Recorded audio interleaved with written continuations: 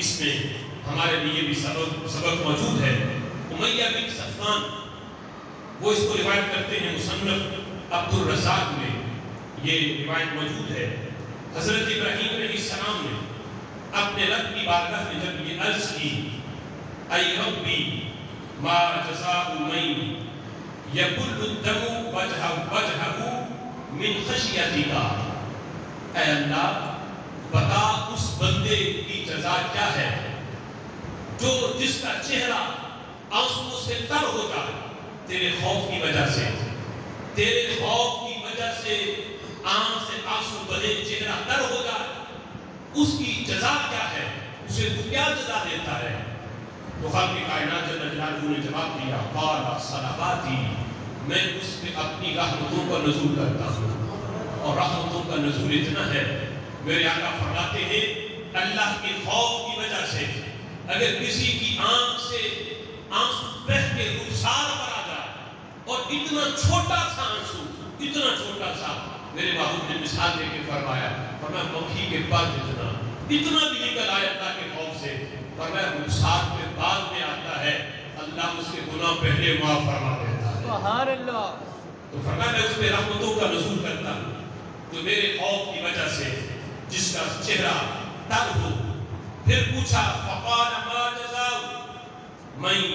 یصبر الحزین ابتغاء لوجہک، اے اللہ یہ بتا جو بندہ مصیبت میں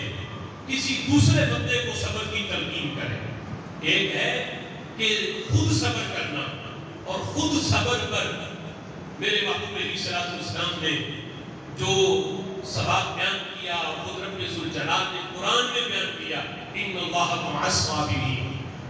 میں صبر کرنے والوں کے ساتھ ہوں۔ یہ نہیں فرمایا میں نماز پڑھنے والوں کے ساتھ ہوں، میں حاجیوں کے ساتھ ہوں، یہ خصوصی طور پہ یہ شان ان اللہ مع الصابرین، میں صبر کرنے والوں کے ساتھ ہوں۔ اسی پہ کچھ صوفیاء نے لکھا کہ جب ان پر کوئی بیماری آتی تو وہ اپنی بیماری کا علاج نہیں کرتے، تو پوچھا گیا کہ بیماری کا علاج کرنا تو یہ ثابت ہے شریعت میں منع نہیں، بلکہ شریعت تو اجازت دیتی ہے کہ جب بخار ہو جائے اس کے میڈیسن بھی کھائی جائے، کوئی اور بیماری ہو، درد ہو تو اس کا علاج کروانے میں حرج نہیں، لیکن آپ کو جب کوئی بیماری آتی ہے، مصیبت آتی ہے، علاج نہیں کرواتے۔ تو وہ کہنے لگے کہ ہم علاج اس وجہ سے نہیں کرواتے کہ کہیں علاج کروانا بھی بے صبری کے زورے میں نہ آئے، کہ اللہ نے مصیبت ڈالی ہے، دور بھی وہی کرے گا، یہ نہ ہو کہ مصیبت وہ ڈال رہا ہے اور ہمارا یہ علاج کے لیے بھاگنا کہیں یہ بے صبری میں نہ آ جائے، اس وجہ سے ہم علاج ہی نہیں کرواتے کہ اللہ ڈالی بھی تو نے ہے، دور بھی تو ہی فرمائے گا۔ تو پوچھا کہ صبر کرنا جو بندہ خود صبر کرے اس پہ تو اجر ملتا ہی ہے، لیکن جو مصیبت میں کسی کو صبر کی تلقین کرے، اسے کہے کہ مصیبت آ گئی صبر کرو، مصیبت میں پریشانی میں کسی کو صبر کی تلقین کرے تو اس کا اجر کیا ہے، اور یہ کام اللہ کی رضا کے لیے کرے، اس میں دکھاوا نہ ہو، محض رٹے رٹائے جملے نہ ہو کہ جس طرح مصیبت میں کسی کو کہہ دیتے صبر کرو، اللہ کی رضا کے لیے اسے صبر کی تلقین کرے تو اجر کیا ملتا ہے۔ تو رب ذوالجلال نے فرمایا اقصوہ ثیابا من الایمان یتبوأ بها الجنہ ویتقی بها النار، فرمایا جو کسی کو صبر کی تلقین کرتا ہے میری رضا کے لیے، میں اسے ایمان کا لباس پہناتا ہوں، اس لباس کے سبب جب ایمان کا لباس مل جاتا ہے کسی کو، جب میں پہناؤں، ایک ہے کہ وہ خود پہنے ایمان قبول کرے، لیکن جب اسے ایمان کا لباس میں پہناتا ہوں، اس لباس کے سبب وہ بندہ جنت میں چلا جاتا ہے، جہنم سے بچ جاتا ہے۔ بہت صبر کی تلقین کرنے میں جو کسی کو صبر کی تلقین کرے۔ اور پھر پوچھا قال فما جزاء من یصد الارمل ابتغاء لوجہک، پوچھا کہ جو بندہ کسی بیوہ کے حالات درست کرے، بیوہ کے ساتھ اس نے سلوک کرے، یا سدو کے لفظ، اور پھر یہ سدو کا باقاعدہ یہ تشریح کی گئی کہ یربیہا، کہ اس کے حالات کی دیکھ بھال کرے، یعنی جو بیوہ ہو گئی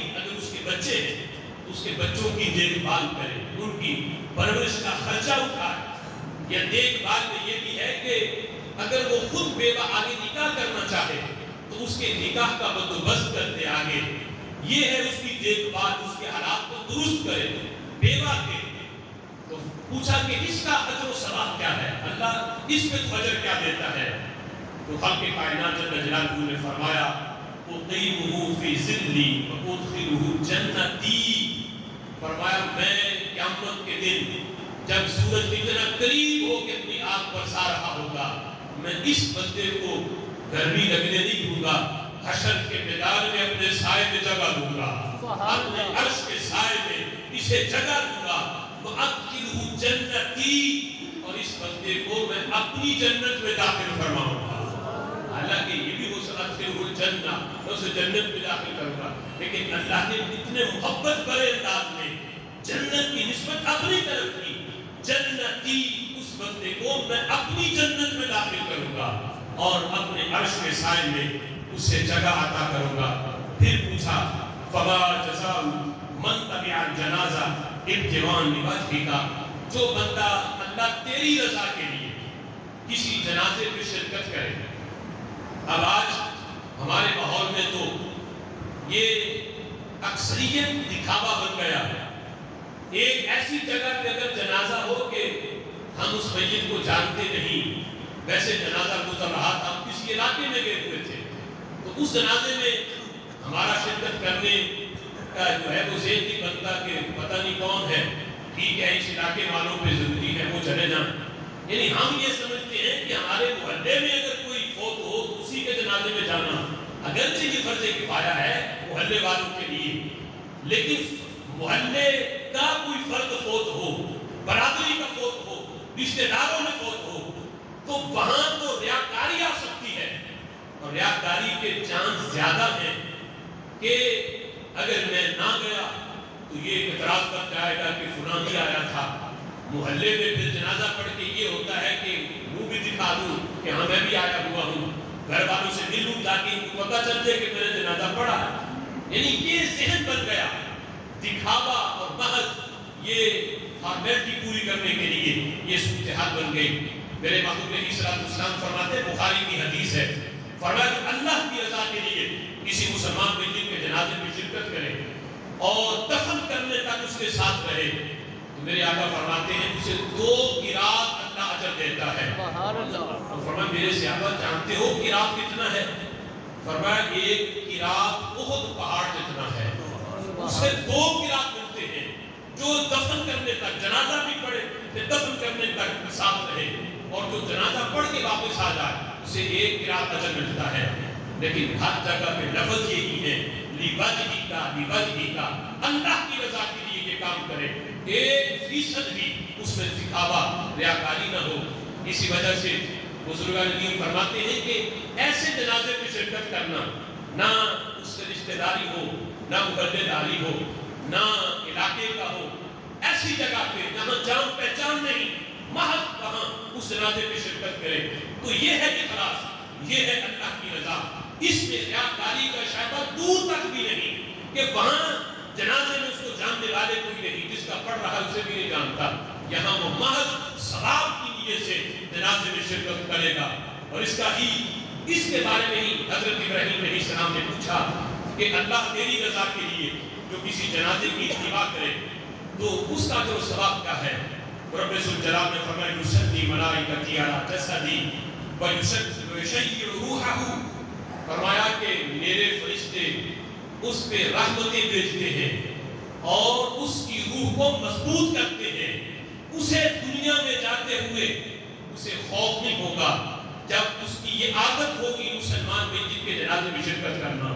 میرے فرشتے اس کی روح کو مضبوط کرتے ہیں اور اس کے جسم پر رحمتوں کا نزول کرتے ہیں. یہ اجر و ثواب ہے. اب اس حدیث کے اندر، اس فرمان کے اندر جو حضرت ابراہیم علیہ السلام سوال کر رہے ہیں اور رب ذوالجلال جواب ارشاد فرما رہا ہے، یہ جتنے کام ہیں یہ آج ہمارے ماحول میں بھی ہیں. بیوہ کے ساتھ اس میں سلوک کرنا اور جنازے میں شرکت کرنا اور کسی کو سبق کی تلقین کرنا اور اسی طرح جو ہے وہ رب ذوالجلال کے خوف سے خشیت الہی سے آنسو بہانا، یہ سارے کام، ان میں سے ہر ایک کام ہم میں سے ہر بندہ اللہ کی توفیق سے کر سکتا ہے، اور یہ ان کاموں پہ جو اجر و ثواب ہمارے محبوب نے بیان کیا وہ بھی ملے گا، اور جو حضرت ابراہیم علیہ السلام رب ذوالجلال سے پوچھ کے بیان کر رہے ہیں، رب ذوالجلال یہ اجر و ثواب بھی ہمیں عطا فرمائے گا، سبحان اللہ، کہ ہماری ملت ملت ابراہیمی ہے، اور اسی کو ہمارے آقا علیہ السلام نے آگے بیان فرمایا ہے۔